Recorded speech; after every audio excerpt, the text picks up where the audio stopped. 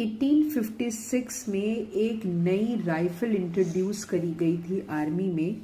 और ये जो राइफल थी इसको लोड करने से पहले इसकी नॉब को दांत से खींचना पड़ता था क्योंकि ये ग्रीस कवरिंग थी।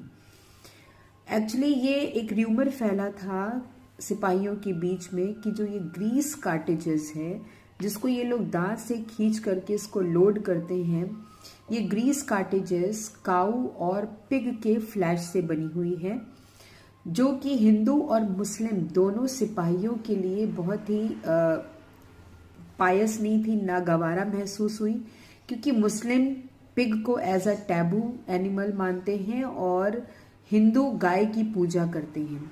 तो दोनों तरह के सिपाहियों ने, हिंदू और मुस्लिम सिपाहियों ने, सीपॉयज ने इस तरह की राइफल को यूज करने से मना कर दिया क्योंकि ये एक उनके धर्म के खिलाफ था।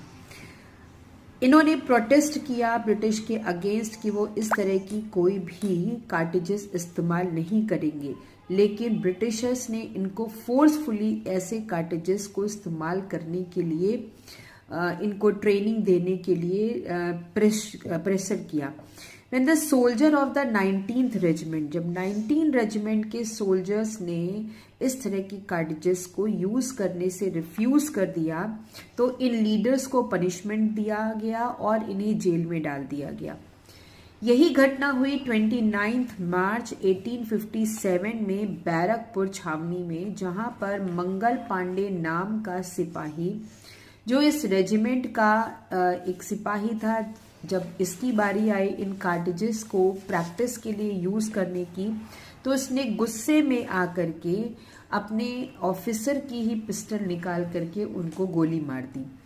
इस तरीके से जब ये ब्रिटिश ऑफिसर्स मारे गए, हालांकि बाकी जितने भी वहां पे सोल्जर खड़े थे वो वहां से भाग निकले और वो भाग करके सीधे दिल्ली आए। यहाँ पे मंगल पांडे को पकड़ लिया गया और उन्हें सजाए मौत यानी फांसी की सजा दी गई। जो सिपाही वहां से भागे थे बैरकपुर छावनी से, वो दिल्ली आए और दिल्ली में इन्होंने उन कैदियों को आज़ाद कराया जो सिपाही जिन्होंने इन कार्टेजेस को यूज करने से मना कर दिया था और वो जेल में डाल दिए गए थे।